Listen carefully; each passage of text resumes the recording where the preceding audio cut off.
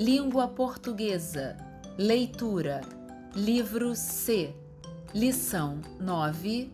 Aula 1. Olá, sejam bem-vindos! Estamos de volta para mais uma lição. Memórias, lembranças. Como é bom lembrarmos de coisas que nos fizeram bem, não é verdade? Lembrar de bons momentos que vivemos com pessoas queridas. Mas às vezes nossa memória falha. Às vezes nos esquecemos de algumas informações importantes. Mas o que fazer para não esquecermos? Anotar? Rever sempre? Reler?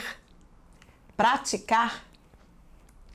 Hoje vamos começar a aula relembrando alguns pontos que já estudamos. Estão prontos? Vamos nessa! Leitura. Vamos relembrar o que vimos nas duas últimas lições. Na lição 8, falamos um pouco sobre o Guaraná. O autor até o descreveu para nós. Vamos ver como ele fez isso. É o fruto do guaranazeiro, um arbusto trepador originário do estado do Amazonas. De folhas trifoliadas, isto é, composta de 3 partes ou folíolos, tem flores pequenas e alvacentas. O guaraná é uma cápsula, ou seja, um fruto seco que se abre quando maduro, deixando escapar as sementes. Suas sementes possuem substâncias excitantes chamadas xantinas. Quais informações temos sobre o guaraná? O autor define o que é o guaraná, como são suas folhas, o que há em suas sementes. Ele também nos informa como começou o cultivo desse fruto. E de onde saíram essa definição e todas essas informações? De uma enciclopédia. Vejam lá nas referências. E quando lemos esse texto, vimos que havia também alguns termos técnicos. Onde está isso no texto? Lá no último tópico, classificação científica. Vejam só. Classificação científica. O guaraná, ou guaranazeiro, é um arbusto trepador da família do cipotimbó, Sapindaceae. É do gênero Paulínia, espécie Pecupana. E por que temos esse tipo de informação aqui? Porque estamos falando de uma enciclopédia. Nela encontramos algumas informações além da definição da palavra. E quanto à linguagem? Que tipo de linguagem vemos nesse texto? Uma linguagem clara e objetiva, como a maioria dos textos informativos. O que significa descrever? Vamos perguntar a quem sabe de tudo? Nosso grande amigo e aliado, o bom e velho dicionário. Vejam o que ele nos traz como definição para descrever. Vejam quantos significados. Vamos ler o primeiro. Fazer a descrição oral ou escrita de algo, alguém ou si próprio. Portanto, descrever é fazer a descrição de alguma coisa ou de alguma pessoa. No texto do Guaraná, o autor fez a descrição desse fruto e no texto do Mangusto, o autor fez a descrição desse animal. De maneiras diferentes, mas todas fazendo a descrição de algo. Mas então o que é fazer a descrição? Fazer a descrição é dizer com clareza o que o objeto é, dar algumas de suas características, dizer para que serve, do que é feito. Vou lançar um desafio agora. Vocês vão descrever. Me digam o que é isso. Sim, um caderno. O desafio é o seguinte: imaginem que uma pessoa nunca tenha visto um caderno na vida. Como podemos explicar para ela o que é um caderno? Caderno é onde anotamos o dever na sala de aula. Que outras características de um caderno podemos usar? É um objeto que tem folhas de papel. As folhas têm linhas e a gente usa para escrever. E qual é o formato de um caderno? É quadrado. Quadrado? Retangular. É mais comprido para baixo do que para o lado. Vejam a descrição que vocês dois fizeram. Caderno é um objeto retangular composto por folhas de papel usado para fazer anotações, atividades escolares. É isso? Fechem os olhos e tentem imaginar um objeto exatamente com essa descrição. Imaginei e me surgiu uma dúvida. Como essas folhas de papel não caem? Elas estão presas. Ah, mas não dissemos isso na nossa descrição. Como elas estão presas? Onde? Estão presas por uma espiral. Só de um lado. Mas também podemos ter cadernos sem espiral. Vamos incluir a informação do Alfa na nossa descrição. Ficamos assim então. Caderno é um objeto retangular composto por folhas de papel presas por um dos lados, usado para fazer anotações, atividades escolares. Vamos tentar fazer a mesma coisa com outro objeto. O que é isso? Um livro. Como podemos descrever um livro para alguém que nunca viu um livro antes? Vamos lá. O que sugerem? Livro é um objeto retangular com folhas de papel usado para estudar. E as folhas também são presas por um lado.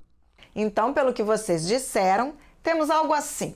Livro é um objeto retangular composto por folhas de papel presas por um dos lados, usado para estudar.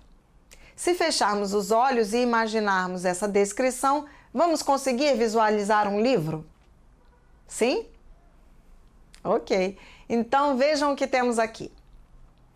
Caderno. Objeto retangular, composto por folhas de papel presas por um dos lados, usado para fazer anotações, atividades escolares. Livro. Objeto retangular, composto por folhas de papel presas por um dos lados, usado para estudar. Observem as descrições que vocês fizeram, uma ao lado da outra. A única diferença entre esses dois objetos, pela nossa descrição, foi que um é usado para fazer anotações e o outro para estudar. Vamos aprofundar melhor a nossa imagem desses dois objetos? Para descrever, precisamos dar muitos detalhes. Será que não podemos fazer anotações no livro também? E não podemos também estudar pelo caderno? Se uma pessoa não conhece nem nunca viu um caderno e um livro, como ela vai conseguir diferenciar um do outro? Como ela vai conseguir perceber o que é um caderno e o que é um livro? Precisamos colocar na nossa definição as características do objeto. Isso nós fizemos, mas também precisamos incluir características que só esse objeto tem. Assim, vamos conseguir diferenciá-los de outros objetos. O que podemos dizer dos dois objetos para diferenciá-los? O que só o caderno tem que o livro não tem? O que só o livro tem que o caderno não tem? O caderno não vem com nada escrito nele. Nós é que vamos preenchendo ao longo do tempo. Já o livro sempre vem com coisas escritas nele. Que outras diferenças podemos identificar entre um caderno e um livro? A capa. Sim, Beto. A capa também é diferente. Qual é a diferença? Na capa do livro tem mais informações. Título, autor. Exatamente, Alfa. O caderno também vem com uma capa, mas é apenas um desenho, uma frase escrita ou sem nada, uma cor. Já o livro vem com o título dele, quem o escreveu, a editora, ou seja, muito mais informações. Vamos nos lembrar bem desses conceitos. Para descrever, precisamos observar o que vamos descrever, pensar que quem vai ler não conhece o objeto, apresentar os detalhes que caracterizam o objeto, apresentar os detalhes que diferenciam o objeto de outro semelhante. Com isso em vista, Vamos descrever agora esses dois objetos, uma colher e um garfo. Como podemos descrever esses dois objetos? São usados para comer. Sim, Beto, são mesmo. Mas só dizer isso não ajuda alguém que não conheça esses objetos. Vamos tentar ser mais precisos. O que podemos dizer? Garfo é um objeto usado para levar a comida até a boca. E qual é o formato dele?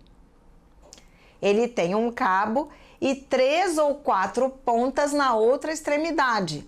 Ele pode ser feito com que materiais? Alumínio, ferro, plástico. E a colher? Como podemos diferenciá-la do garfo? No formato, isso mesmo. Ela pode ser feita dos mesmos materiais que o garfo e tem a mesma função, levar os alimentos à boca. Qual a diferença no formato, então? No lugar das 3 ou 4 pontas, ela tem uma parte côncava, ou seja, uma parte mais funda. Ela é mais utilizada para alimentos líquidos, como sopas e caldos. Perceberam como é difícil descrever algo com clareza? E é disso que precisamos na hora de falarmos sobre a definição de algo: clareza e precisão. Todas as palavras que definimos aqui são objetos, coisas que podemos tocar, pegar, manusear. Falamos de caderno, livro, garfo, colher. Algumas outras palavras são um pouco mais difíceis de definir. Isso porque são coisas que não podemos ver nem pegar. Por exemplo, como podemos definir a palavra dificuldade? Algo que é difícil. Então vamos deixar essa definição aqui. Dificuldade, qualidade do que é difícil. Que outras informações sobre as palavras encontramos em um dicionário? Às vezes encontramos a separação de sílabas das palavras. Vamos separar as sílabas da palavra dificuldade. Di-fi-cul-da-de. Quantas sílabas tem essa palavra? 5 sílabas. Vou colocá-las ali na nossa definição. Dificuldade. Di-fi-cul-da-de. Qualidade do que é difícil. É possível encontrar também um exemplo de frase usando essa palavra? É sim. Em alguns dicionários temos até exemplos de como usá-la. Vamos então criar uma frase com essa palavra. Tenho dificuldade para acordar cedo. Vou colocar essa frase de uma forma mais geral, Beto. Vejam só. Dificuldade. Dificuldade. Qualidade do que é difícil. Alguns alunos têm dificuldade para acordar cedo. Muito bem. E existem dicionários para adultos e para estudantes? Sim, eles existem. E qual é a diferença entre um dicionário comum e um dicionário para estudantes? Eles são chamados de dicionário escolar. Esses dicionários contêm menos palavras, as mais usadas nos livros das escolas. E as definições são mais simples. Em um dicionário escolar, a linguagem usada é bem mais simples. Assim, o aluno poderá entender facilmente as definições das palavras. Vamos ver o que o texto da lição de hoje nos mostra. Vamos aprender diferentes maneiras que podemos usar para definir algumas palavras. Vejam só, vamos à página 104. Aqui, nossa lição 9. O que temos aqui? Definições. Parece que foi tirado de um dicionário. Isso mesmo, Alfa. E de qual dicionário é? Aurelinho. Que nome engraçado para um dicionário, não é? O que significa? Parece um dicionário para crianças. Por que você acha isso, Alfa? Ah, o nome termina em inho. Parece minha mãe me chamando de Alfinho. É isso mesmo, Alfa. Geralmente, quando temos esse sufixo inho após o nome, é uma forma carinhosa de chamar alguém, especialmente crianças. Mas me deixem explicar para vocês de onde veio esse nome. No Brasil, temos um dicionário bastante famoso e conhecido chamado Aurélio. Esse do nosso texto é voltado para crianças, como o Alfa bem comentou. Vejam ali nas referências, vamos ler. Aurelinho, Dicionário Infantil da Língua Portuguesa, Curitiba, Positivo 2005. Então, esse texto é mesmo de um dicionário para crianças, um dicionário infantil. E sobre o que ele vai falar? Ele vai definir algumas palavras. O dicionário apresenta definições. Definições. Esta palavra aparece no texto? O título é Definições. E esse texto tem um subtítulo? Aurelinho. E o que é Aurelinho? Já sabemos, é o nome do dicionário. Se é um dicionário, esse texto conta uma história? Não. Ensina a fazer alguma coisa? Não.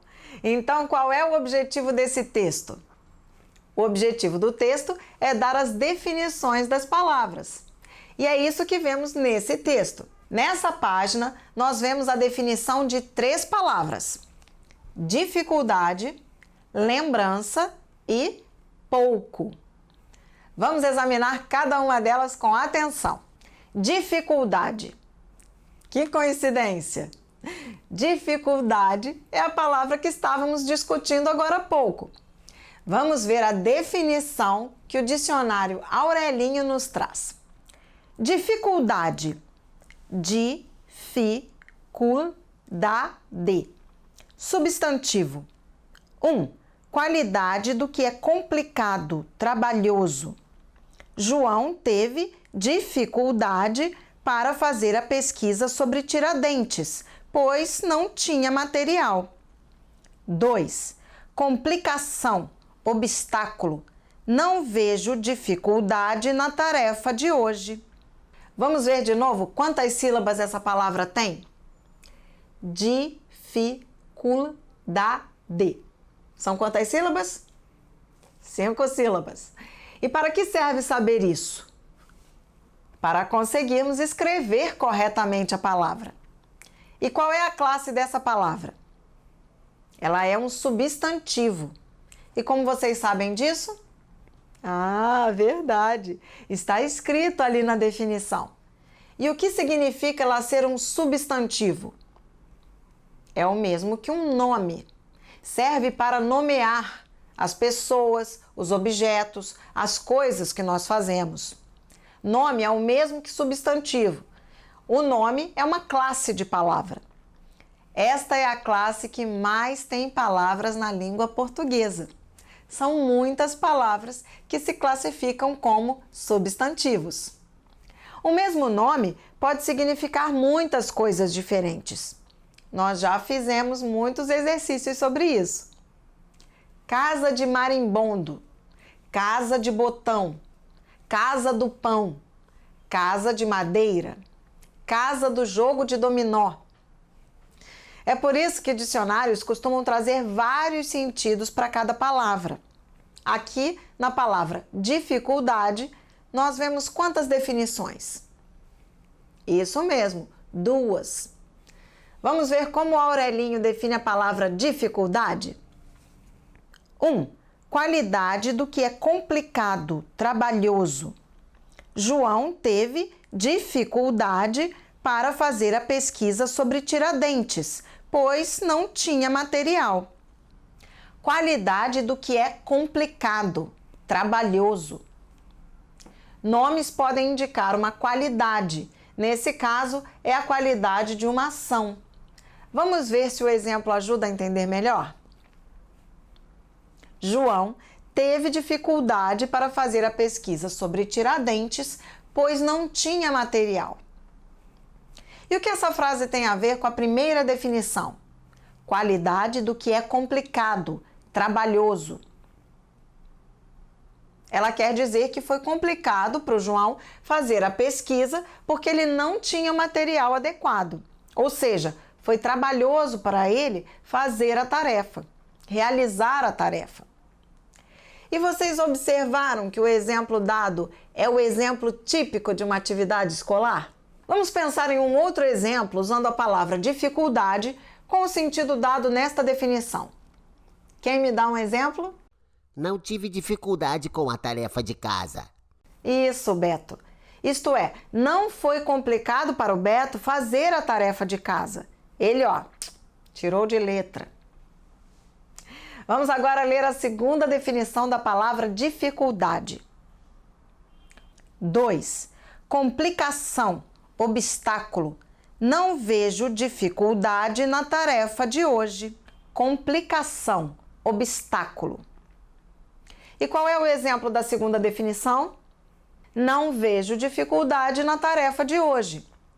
Podemos trocar a palavra dificuldade nesta frase pela definição que ele dá no número 2? Complicação, obstáculo? Podemos sim. Vejam como fica o exemplo.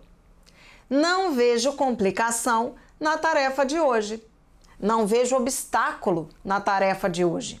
Me deem um outro exemplo usando a palavra dificuldade com essa definição. Já superei muitas dificuldades. Ótima frase, Alfa. Podemos trocar essa frase do Alfa por complicação ou obstáculo? Sim, podemos. E como fica? Já superei muitas complicações. Já superei muitos obstáculos. Perfeito. Vamos ver o exemplo da definição 3. Lembrança. No meu aniversário, ganhei muitas lembranças. Essa palavra lembrança significa recordação, como foi no exemplo anterior? Não. O que significa a palavra lembrança nessa frase? No meu aniversário, ganhei muitas lembranças. Significa presentes. E como fica a frase se trocarmos as palavras então? No meu aniversário, ganhei muitos presentes. Isso mesmo. Perceberam que os dois exemplos usam a palavra lembrança, mas com significados, com definições diferentes? Por isso o dicionário traz mais de uma definição, pois algumas palavras apresentam mais de um significado mesmo. E onde encontramos os significados das palavras? No dicionário. Então, ele tem mesmo que nos mostrar os diferentes sentidos em que podemos usar as palavras. Mas ainda temos mais uma palavra nessa página.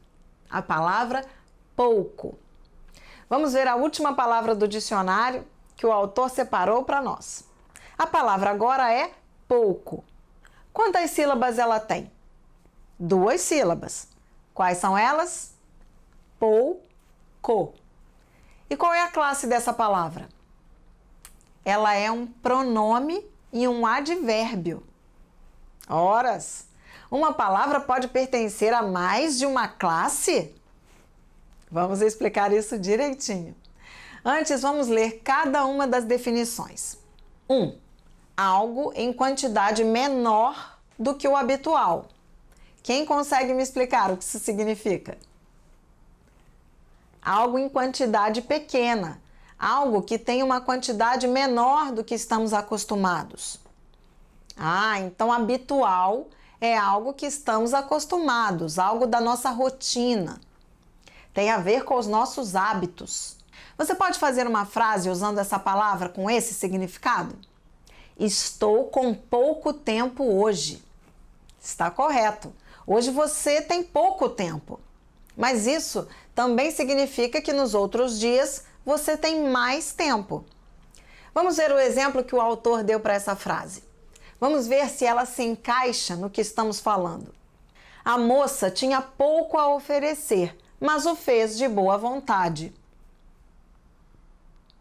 Qual é o sentido da palavra pouco? Pouco é um pronome. Ele está no lugar de qual nome? Pouca coisa. Pode ser pouco dinheiro, pouco tempo, pouca experiência. A palavra pouco significa que ele não tinha muito a oferecer. Tinha algo, mas não era muito, era pouco. Vejam esse exemplo agora. Ele tinha pouco dinheiro. Vamos trocar a palavra dinheiro por grana. Como fica a nossa frase? Ele tinha pouco dinheiro. Ele tinha pouca grana. Ele tinha pouca grana. O que aconteceu com a nossa palavra? Quando ele falava sobre o dinheiro, que é uma palavra masculina, a palavra pouco também ficou no masculino. E se montarmos a mesma frase com a palavra livros, como fica? Ele tinha pouco dinheiro. Ele tinha pouca grana. Ele tinha poucos livros. Vejam que a palavra pouco mudou de novo. Ela combinou com a palavra livros. Ficou no masculino e no plural. E se usarmos a palavra balas? Ele tinha pouco dinheiro, ele tinha pouca grana, ele tinha poucos livros, ele tinha poucas balas. Então percebemos que essa palavra varia de acordo com o substantivo que vem depois dela. Vejam só. Ele tinha pouco dinheiro, ele tinha pouca grana, ele tinha poucos livros, ele tinha poucas balas. Vamos à definição número 2. Vejam que agora essa palavra pertence à classe de advérbios.